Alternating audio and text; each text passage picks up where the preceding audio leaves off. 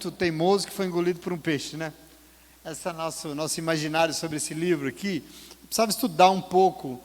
É um livro muito conhecido, provavelmente das histórias mais conhecidas da Bíblia toda. Entretanto, eu gostaria de ler esse texto, talvez diferente daquilo que a gente sempre valoriza, né?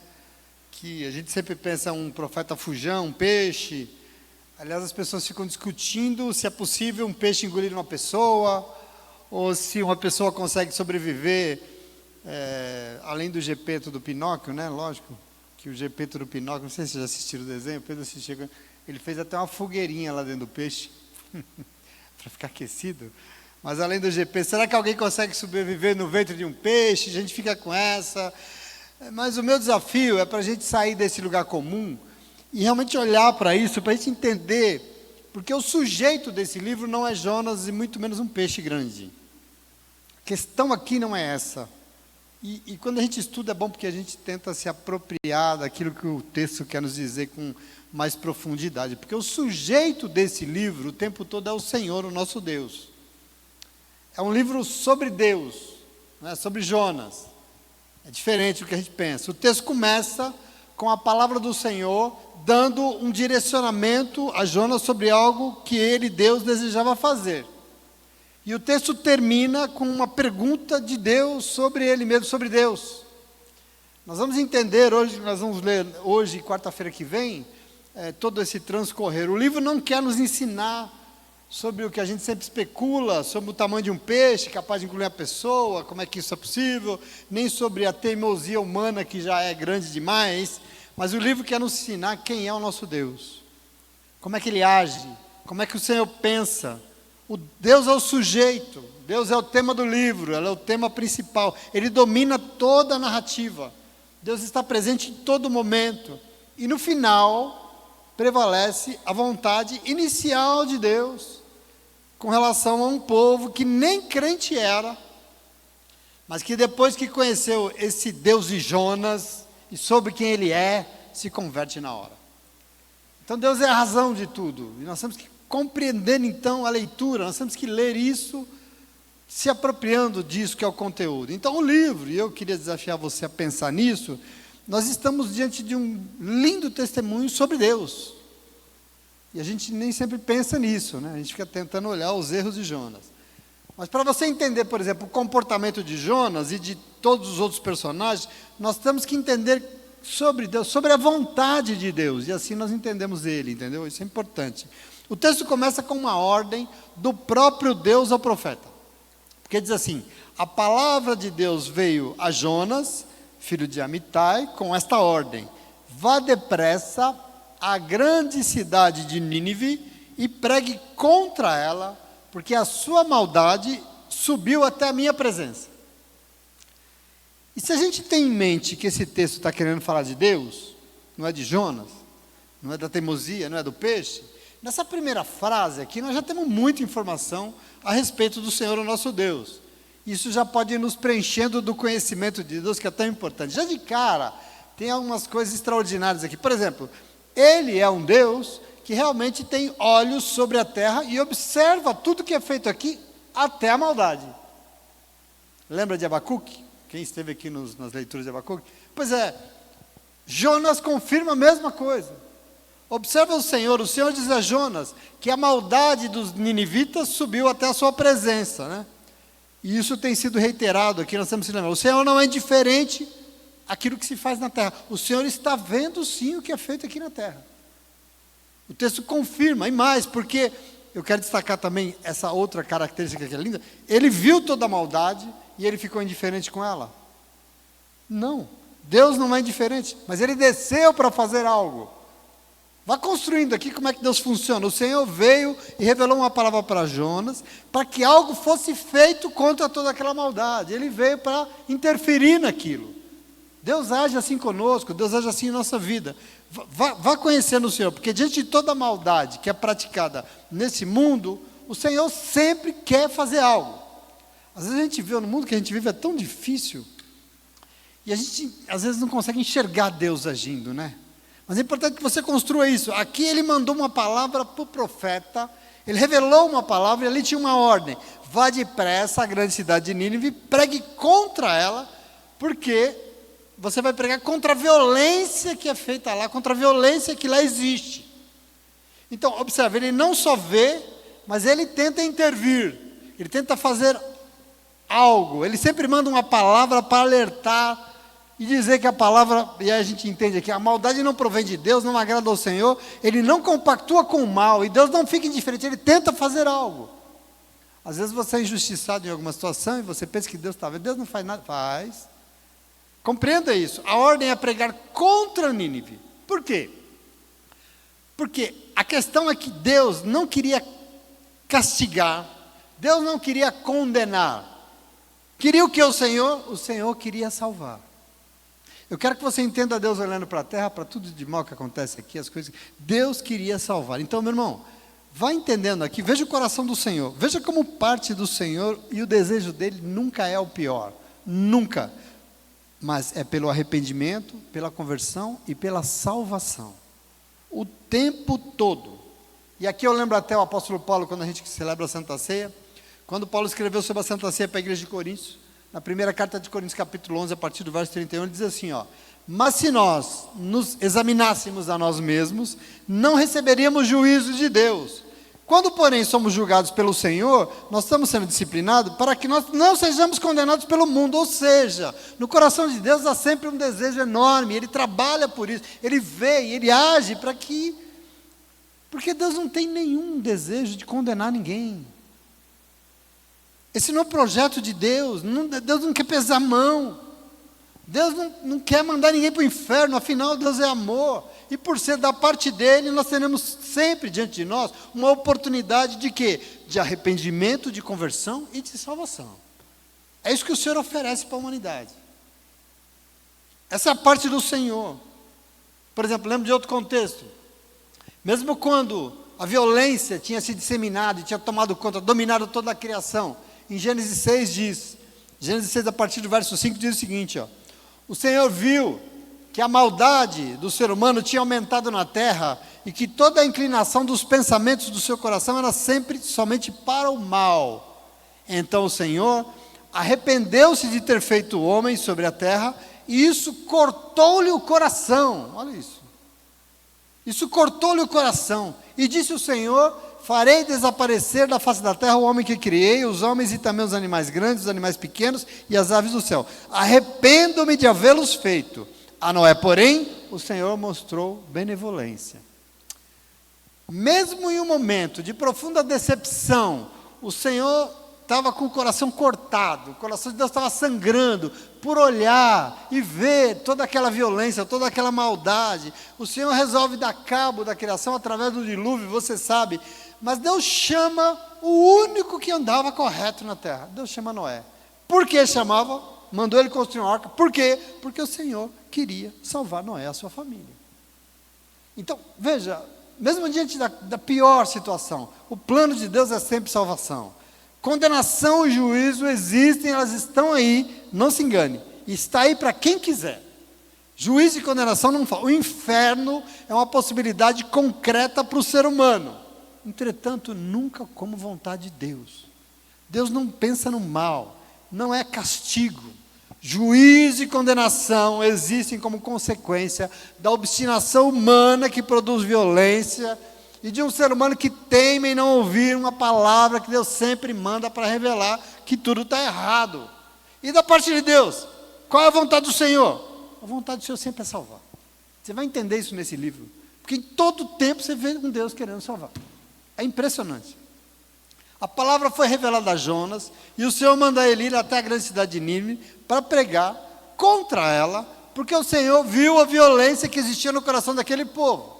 Mas antes de qualquer coisa, Deus estava dando uma oportunidade de arrependimento, de conversão, para ter salvação. Isso aqui é a parte do Senhor. Se Ele quer salvar, adivinha quem Ele quer salvar? Adivinha quem? Todo mundo. Todo mundo, não se engane. Nós temos um discurso na igreja evangélica dizendo que nós somos eleitos, lá somos... Deus quer salvar todo mundo, como Paulo disse na carta de Timóteo, Deus deseja salvar a todos. Você vai entender durante a leitura desse texto que o tempo todo tem um Deus querendo salvar, inclusive aqui. Deus está querendo salvar um povo que na história da antiguidade era só um dos piores que existia. Você vai ter que entender por que Jonas, não é que ele era teimoso não, é que aqui tinha uma coisa construída. Quando a gente estuda um pouco de história antiga principalmente, a gente descobre que os grandes avanços das civilizações aconteceram quando eles conseguiram dominar os metais. Vou explicar uma coisa para vocês aqui, para noite de estudo, é importante estudar um pouco. Vamos voltar para a escola, que a Celi está ali. Então, no primeiro momento, faziam-se ferramentas de madeira e tal, só que madeira é mole, né? Madeira estraga muito facilmente. Usavam pedras, né? E pedra, apesar de ser dura, ela é difícil de ser manuseada, ela é difícil de ser moldada. E, em dado momento, descobriram o bronze, conseguiram forjar o bronze. Isso foi um avanço significativo, a vida das pessoas melhorou muito. E aí, mais adiante, descobriram que era possível forjar o ferro, né, como evolução. Essa época chamada da Idade do Ferro, e aqui a história da humanidade mudou com isso e mudou muito. O bronze era melhor que a madeira, porque ele já era um pouco mais fácil de moldar, mas o bronze ainda era mole, ele ainda não tinha muita resistência. E assim, quando conseguiram forjar o ferro, houve um desenvolvimento enorme, porque construíram ferramentas de ferro, por exemplo, armas mais resistentes, e por isso, progresso, tecnologia, evolução. Enfim, em outro momento da história, mais adiante, veio a segunda era do ferro. E aqui o que aconteceu? Eles conseguiram refinar o ferro ainda mais. O ferro, que é uma coisa bruta, por exemplo, ferro bruto é o ferro fundido, né? Você sabe essas panelas de ferro fundido?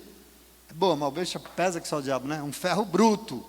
Depois eles conseguiram refinar um ferro que não era tão pesado, tão grosso. E com esse ferro refinado, conseguiram, por exemplo, construir ferramentas para a agricultura muito mais eficientes. Para você ter ideia, por exemplo, os arados de um ferro mais fino, ela aprofundava mais na terra, as lavouras eram muito melhores, e produziam muito mais. E os povos começaram a se desenvolver e ficaram mais ricos, machados, enxadas, com ferro mais eficiente. Trouxe muito desenvolvimento para a agricultura, produzia-se muito mais. Forjaram um ferro mais fino e conseguiram fazer, por exemplo, utensílios domésticos mais eficientes, facas, panelas, muito mais funcionais. Mas, principalmente, a grande revolução que passou a humanidade foi quando conseguiram usar esse ferro mais refinado para construir armas. A Bíblia relata um momento disso muito sério. No tempo de Davi, por exemplo, as espadas dos israelenses eram de bronze. Vê os outros povos com espada de ferro e simplesmente quebra no meio, porque é muito mais eficiente. As espadas ficaram mais leves, mais fácil de manusear, mas muito mais fortes, muito mais eficientes, um instrumento de matar muito mais eficiente. Os escudos, por exemplo, que antes eram de madeira, você tem um escudo agora de ferro, um ferro que é mais leve, é possível levantar, mas muito mais resistente.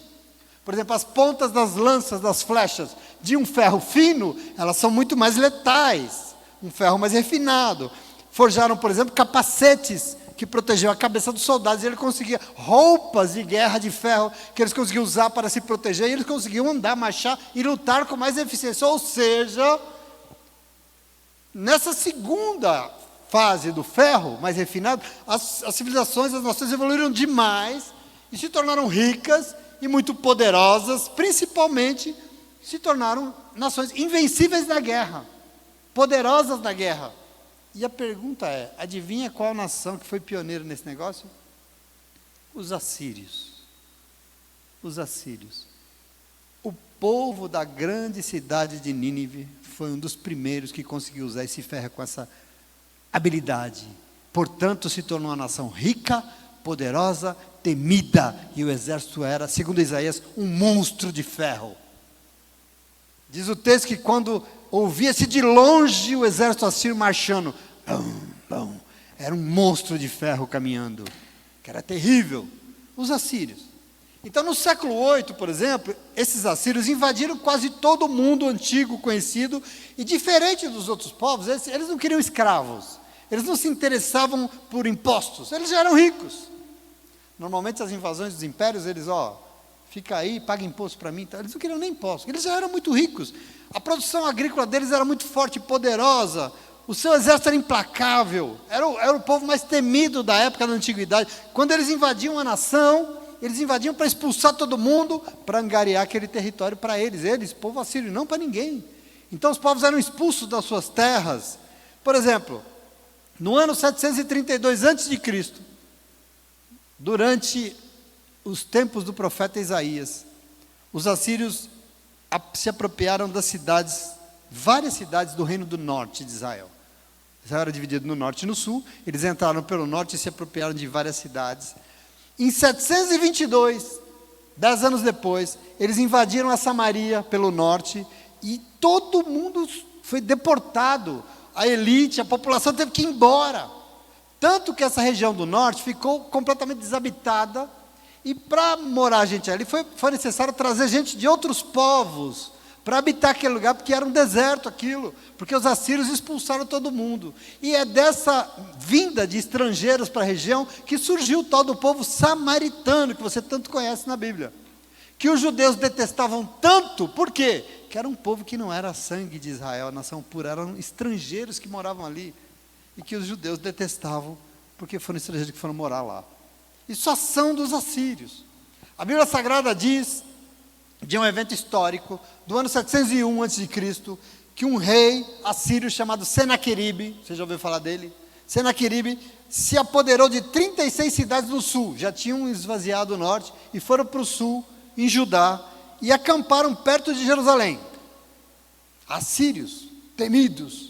Mas a Bíblia Sagrada diz que de uma forma extraordinária, eles tiveram que ir embora derrotados, porque o Senhor pessoalmente os derrotou. Enfim, queridos, depois de tudo isso que eu estou contando para vocês, desse desenvolvimento e desse povo terrível, do que eles fizeram com Israel, cresceu em Israel uma aversão terrível com esse povo violento, esse povo inimigo. A gente odeia esse povo. A destruição que eles produziram era muito grande, eles não suportavam. E aí eu quero que você entenda um pouco, em dado momento, um sentimento de nacionalismo dos israelenses. E esse nacionalismo se fortaleceu demais, eles passaram então a entender, não, o povo de Deus somos nós, o único povo santo, escolhido, eleito somos nós. E a pergunta é, mas Deus não é misericordioso? É, misericórdia de Deus é para conosco, e não com esse povo aí, não com esses aí não, Deus vai matar todos eles, e esse povo não merece misericórdia, vai tudo para o inferno. Tinha ódio no coração dos israelitas contra esse povo, por conta da história que eu estou contando para vocês, entende? E com isso, eles não suportavam os assírios. Aliás, não suportavam os outros, mas os assírios principalmente, eles eram o que era de pior na terra, e os judeus não aguentavam. Adivinha então, Deus revela uma palavra para Jonas, pedindo para ele pregar contra essa nação violenta. Pregar contra esse povo que a gente odeia tanto. Pregar contra esse povo e queria dar a eles uma oportunidade de arrependimento, de conversão e de salvação. Ai, ai, né? Eu quero que você vá entendendo o coração de Deus aqui, ok? Porque toda vez que a gente aponta o dedo para um, sei lá, um macumbeiro e fala, né? Entenda como é que é o coração de Deus contra aqueles que não são como nós. Observe que a ordem de Deus para Jonas era vindo de um coração que deseja o tempo todo salvar. Salvar quem? Alguns escolhidos? Não. Deus quer salvar todo mundo, até o pior das espécies. Esse é o coração do Senhor. Até a temida, pagã e odiada nação assíria, o pior inimigo de Israel neste momento. O perdão e a misericórdia de Deus são sobre todas as pessoas, você precisa entender isso do Senhor. Não é sobre nós que somos povo eleito, somos escolhidos, não. O perdão e a misericórdia de Deus são sobre todos. Até aqueles e aquelas que você desacredita que é possível. Sempre Deus tem uma oportunidade de salvação, querido, em nome de Jesus. Porque esse é o coração dele. Deus quer salvar acima de qualquer coisa. Talvez agora fique mais claro porque Jonas fez o que fez. Você entende porque Jonas fez o que ele fez? Não é só que ele é um cara que teimou. Não, tinha um coração ali construído nele e no povo, na nação. Quando a palavra de Deus vem para ele com essa ordem muito complicada, ele se nega a obedecer aquilo. Não. Que? Aqueles caras? Não.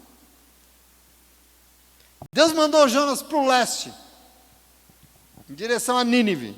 E Jonas desceu para o litoral. Ele desceu até a costa, nós estivemos nessa cidade. Até uma cidade chamada Jope, que é onde Pedro prega para Cornélio, lá, sabe, no terraço. é a mesma cidade. Ele vai até a cidade de Jope, e ali tinha o maior porto de Israel nessa cidade. Era um porto enorme naquela época. E compra uma passagem, Deus mandou para leste, ele comprou a passagem para o oeste. Para onde? Para o contrário, eu quero ir para o outro lado. Direção oposta àquilo que Deus mandou ele, para o lugar que Deus mandou. Ele vai para Tarsis, só para você entender mais ou menos. Tarsis era uma cidade onde hoje mais ou menos é a Espanha, lá depois do Mar Mediterrâneo, no fim, lá, sabe? Lá na Espanha, pois ele quer ir lá para o contrário de onde Deus mandou, e ele vai para lá. Nessa hora, geralmente o povo evangélico, com todo o seu carinho, todo mundo pega um punhado de pedra e toca a pedra em Jonas, né? Ai, Gena, que absurdo, o profeta obstinado, o profeta teimoso, o profeta fujão. Mas quem sabe e conhece a palavra de Deus e sabe como ela funciona, não atira a pedra em Jonas, porque sabe que a tal da pedra pode acertar a gente também, sim ou não? Porque a gente tem que admitir, quem não, né? Hã? Quem não? Quantas vezes nós ouvimos da parte do Senhor uma palavra, mas saindo do culto, a gente faz o quê? O contrário, o oposto. Exatamente o contrário do que Deus mandou. E faz por quê? Porque não é só Jonas que tinha suas convicções. Não é só Jonas que tinha suas certezas, os seus ódios, que tomavam conta do seu coração. Não é só ele, todos nós temos. E normalmente quando Deus chega com o seu coração enorme, que cabe o universo inteiro, a gente nos submete, sim ou não? E aí a gente pensa assim, bom, essa palavra aí de domingo acho que não foi para mim não. Eu acho que o pastor não está bem hoje não. O pastor, aconteceu alguma coisa com ele, vamos orar por ele, que isso aí que ele falou não está certo. Entende aqui? Na verdade, a Bíblia Sagrada, meus irmãos, revela o exato retrato de todos nós.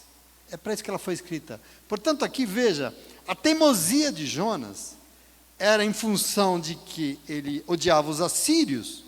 E como assim lá? Pregar para esse povo, para que eles se arrependam, se convertam e se salvem? Como assim? Está louco? Querido, a verdade é que o ser humano tem uma dificuldade enorme, não pequena, de obedecer a palavra de Deus.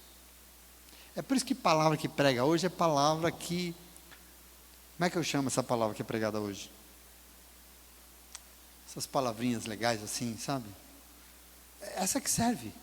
Mas esse tipo de ordem de Deus para Jonas, dizendo assim, escuta, ela fez o que fez com você, mas vai lá perdoar ela, por favor. Quem é que quer ouvir isso? Hã? Deu errado, mas você também errou. Você tem culpa nisso. Quem é que quer ouvir isso? O seu casamento é um fracasso, mas você sabe que você participou disso, você não fez porque deve. Quem é que quer ouvir isso? A gente tem uma dificuldade, a gente não quer, porque ele era cheio do que ele achava. A gente também é, sim ou não? Isso aqui é um retrato da minha vida. Ele era cheio das suas medidas, dos seus julgamentos. Mas quando a gente lê o livro de Jonas aqui, a gente vai descobrir que todas essas medidas aí são nossas e não do Senhor. Você pode ter a pessoa que você mais odeia nesse mundo, você olha para ela com todo desdém, mas o Senhor olha com amor. E a medida daquilo que Ele quer que você faça, não é a sua, mas é a dele, em nome de Jesus. Entende? Isso é muito importante.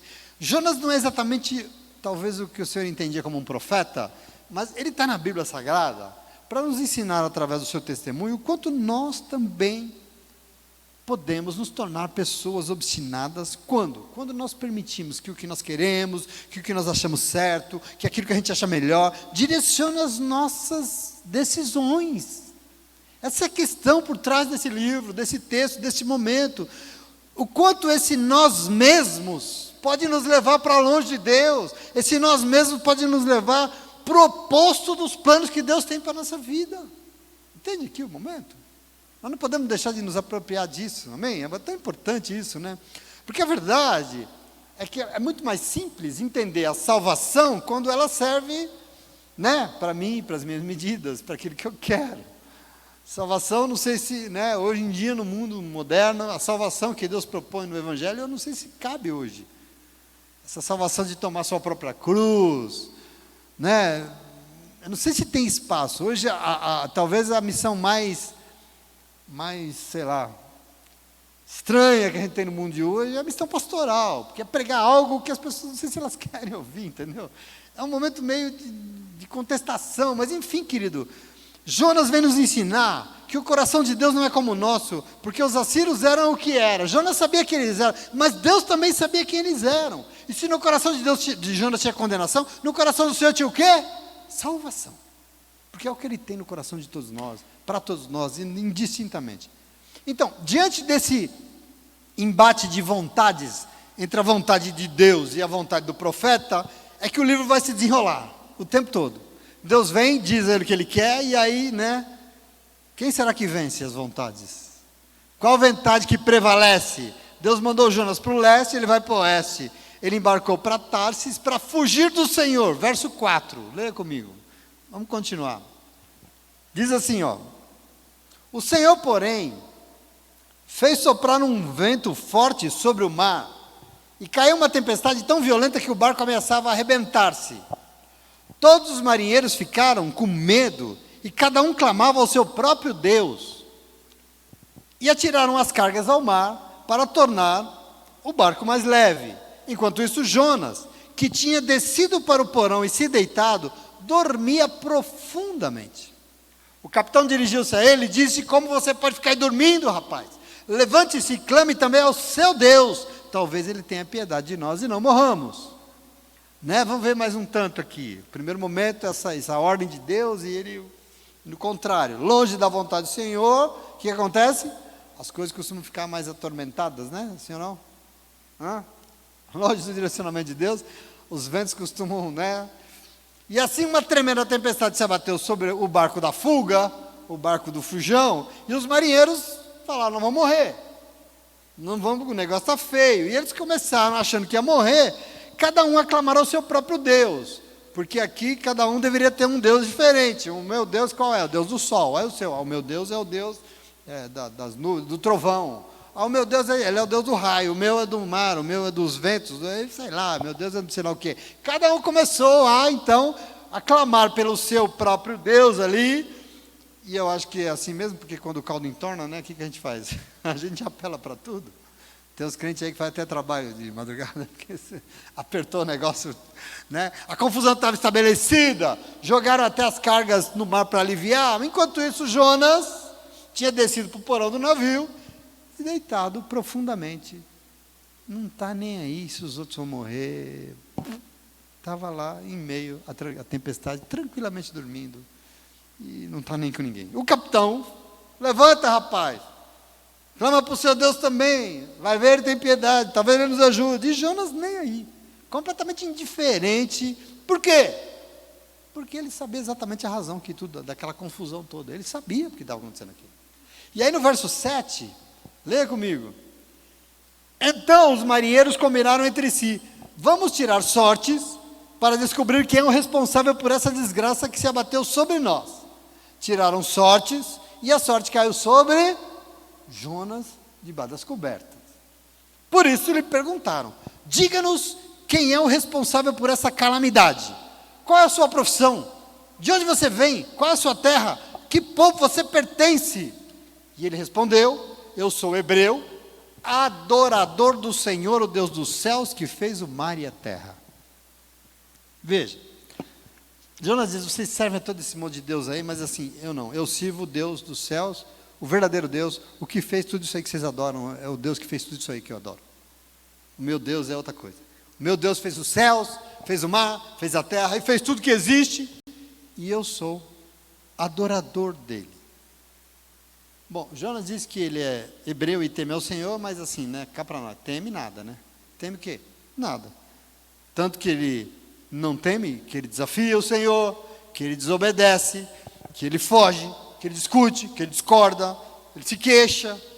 Jonas é uma pessoa meio contraditória, Ele sabe quem ele é, ele sabe que ele está em desobediência, as palavras e as ações dele não coincidem muito. O que foi que você fez, rapaz? Eu estou fugindo do meu Deus, eu estou fugindo do Senhor. Eu estou fugindo porque ele me mandou pregar para os assírios lá em Nínive, e eu não quero, eu estou fugindo dele.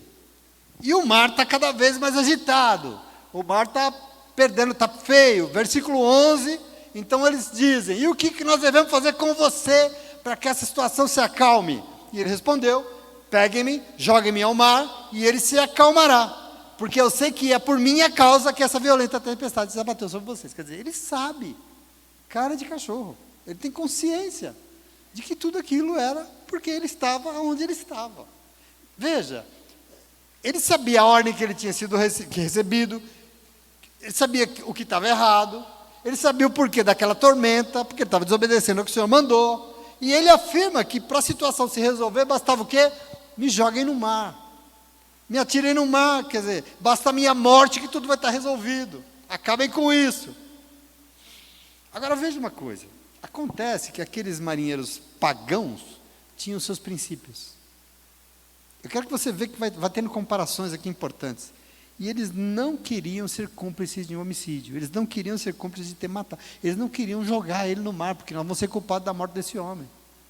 Tinham princípios, diferente do Jonas dormindo, vai todo mundo morrer, que se dane, deixa morrer. Eles não aceitaram ser cúmplices da morte dele. Veja o verso 13. Ao invés disso, de fazer o que Jonas mandou, eles se esforçaram ao máximo para remar de volta à terra. Eles tentaram ainda se salvar, mas não conseguiram, porque o mar ficava ainda mais violento. Veja a cena, em meio à tempestade, Jonas não está nem aí com o destino de ninguém, e eles estavam prestes a morrer, e ele dormindo, mas eles se importaram com a vida de Jonas e relutaram em jogar ele ao mar. Percebe a diferença? Vai comparando as diferenças aqui, porque isso é muito importante. Qual coração você acha que agrada o Senhor mais? O que é mais importante? Veja, como não tinha jeito, a situação só piorava, eles resolveram fazer o que Jonas sugeriu. Eles resolveram, presta atenção aqui, tomados de todo o temor, antes de jogar ele no mar, sabe o que eles fizeram? Oraram ao Deus de Jonas. Olha, é bonito isso mesmo. Oraram ao Deus que fez os céus, o mar e a terra. Os pagãos fizeram o que Jonas não fez até aquele momento, desde que recebeu a ordem do Senhor. Eles oraram ao Senhor, com todo o temor, com toda a reverência. Olha o verso 14. Então, os marinheiros clamaram ao Senhor: Senhor, nós suplicamos, não nos deixe morrer por tirarmos a vida deste homem. Não caia sobre nós a culpa de matar um inocente, porque Tu, ó Senhor, fizestes o que desejavas. Percebe aqui a atitude? Vai vendo um coração aqui que importa para o Senhor. Aqui nós temos um contraste, né? Entre a desobediência daquele que tanto conheceu o Senhor e pessoas que nem sabiam quem Deus era. Pessoas que não tinham o maior conhecimento, mas demonstraram muito mais temor do que Jonas. Quem será que merece salvação? Talvez o judeu olhasse para aqueles caras: isso é tudo pagão, vai tudo para o inferno, isso não merece nada. E ainda que eles iam fazer o que ele falou que tinha que fazer, eles oraram ao Senhor, reconhecendo que Deus é soberano e que o Senhor estava fazendo ali o que ele desejava. Eu não sei o que isso acontece com você, mas quando eu leio isso me machuca um pouco. Aliás, quando eu vejo algumas atitudes por aí, eu fico machucado, porque a conduta dos pagãos é superior ao do servo de Deus. O testemunho de quem não conhece o Senhor é muito mais digno do que aquele que conhece. Isso para mim me incomoda. Muitas vezes o procedimento do mundo é melhor do que daquele povo que diz que adora o Senhor, meus irmãos. É triste isso, não é? Eu fico profundamente chateado. No mundo, uma pessoa ela é considerada inocente até que se prove a culpa dela, sim ou não? Às vezes na igreja a pessoa nem fez o que dizem que ela fez, mas já foi escorraçada, já está na boca de todo mundo, já virou motivo de fofoca, e ela é culpada, e mesmo que não tem culpa, percebe? Eu acho que a gente precisa, né? É muito comentário, mas, meu Deus, ela é culpada, mesmo que ela prove a sua inocência, ficou falada. Bom, mas a tempestade aqui só piorava, e os marinheiros reconheceram que o Senhor é Deus. Aliás, eu fico pensando que às vezes, para a gente reconhecer que o Senhor é Deus, sabe o que precisa? Piorar um pouco a tempestade mesmo, né? É para isso que elas servem. Mas eles, achando que iam morrer, aceitaram a sugestão de Jonas. Versículo 15. Então pegaram Jonas e lançaram ao mar enfurecido, e o mar se aquietou na hora. Ao verem isso, os homens fizeram o quê? Adoraram ao Senhor com todo o temor, oferecendo-lhe sacrifício, fazendo-lhe votos. Então o Senhor fez com que um grande peixe engolisse Jonas, e ele ficou dentro do peixe 3 dias e 3 noites. Veja, os pagãos que nem conheciam o Senhor foram salvos aqui, né? Eu disse para você que do começo ao fim desse livro você vai vendo um Deus o tempo todo querendo salvar. Ele quer salvar quem? Todo mundo. Ah, mas você é pagão, não merece não, Deus. Esse aí vai ter que ir para o inferno. Deus quer salvar. Lógico que tem condições para ser salvo. Não salva o que quer, né? Quem salva é o Senhor mediante condições. Deus deseja salvar todos que a Ele se dobram, por exemplo, que reconhecem que Ele é o Senhor, que dão a Ele. Quer dizer, a dinâmica do livro mostra que o Senhor é muito melhor acolhido, muito melhor temido, respeitado pelos de fora do que daquele que foi enviado por Deus. Essa é a mensagem que está aqui. Os pagãos foram muito mais crentes do que o profeta. Tiveram muito mais temor com o Senhor. E o profeta? Bom, o profeta acabou onde acaba todo mundo que é teimoso. Sabe onde? No fundo. E eu não sei se você percebeu. Jonas recebeu uma revelação do Senhor lá em Israel. E o texto diz que ele desceu para dentro de si mesmo. Falou, não. Deus deu a ordem. Ele entrou para dentro de si mesmo.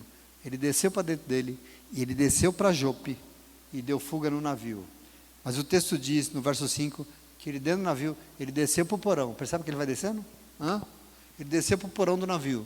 E ainda que ele dissesse que ele não estava nem aí, ele acabou descendo para o fundo do mar.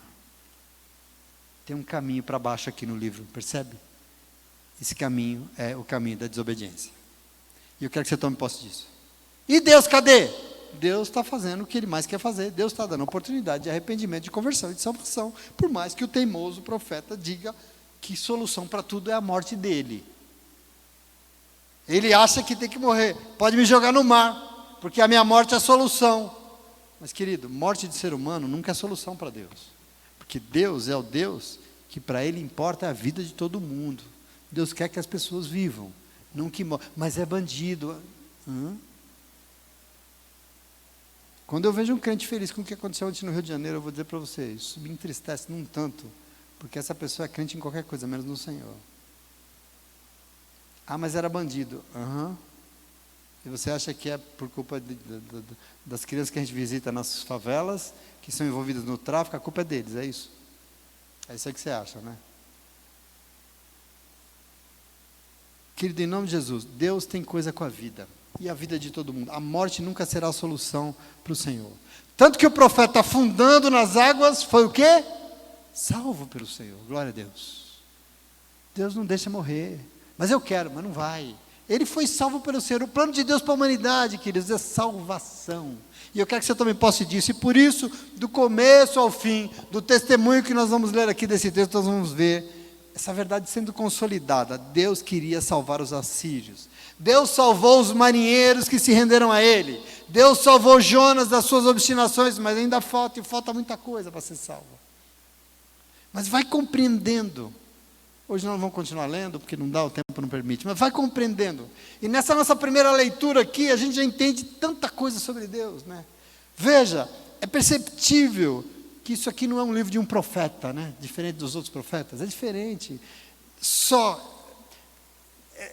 Pretende descrever, através dessa aventura de Jonas aqui, pessoal dele, um confronto entre a vontade de Deus e a vontade de Jonas. E a história caminha aqui, não está sem rumo as coisas, não é que tudo é como a gente quer, não é do nosso jeito, não está desprovida de objetivos de Deus. Deus está aí, Ele quer fazer coisas. E eu queria dizer para você que a minha fé me direciona a crer que o mal está aí sim. Mas eu vim aqui hoje nessa noite porque eu creio que tem um Deus que tudo vê. E eu sei que Deus vai dar a última palavra sempre. Essa é a fé que me move, querido, em nome de Jesus. E você sabe qual é a última palavra que Deus tem para esse mundo? Você sabe qual? Qual que é a vontade de Deus para esse mundo que é mau? É que a vida prevaleça. Deus nunca desistiu da vida que Ele criou. E assim, nós não fomos feitos para ver a morte triunfando. Mas se nós nos rendemos ao Senhor, se nós obedecemos à vontade de Deus, se nós nos arrependermos e nos convertermos, nós seremos salvos em nome de Jesus. Amém? É um testemunho que nós vamos continuar lendo isso quarta-feira. Eu quero que você vá até o final e compreenda a magnitude desse livro. É um momento maravilhoso, é um momento lindo, que mostra essa condição. E nós vamos construindo quem é Deus, porque assim, as religiões constroem os seus discursos sobre Deus, entende assim? ela constrói as suas lógicas, mas as lógicas que os seres humanos constroem de Deus têm a ver muito com o que eles querem, daquilo que eles querem que Deus seja, mas Deus é. O julgamento que muitas vezes está em nós, a gente quer que esteja no coração de Deus. No Antigo Testamento isso é muito claro. Os inimigos do povo de Israel, eles queriam que Deus simplesmente pegasse uma espada e arrancasse a cabeça deles. Mas é assim que Deus é? Não. Então, esse livro nos dá o presente, nos ajuda muito a compreender, então, e a construir esse Deus que nós servimos, amém? Um Deus que o tempo todo deseja salvar. Salvar quem? Ele quer salvar todo mundo, queridos.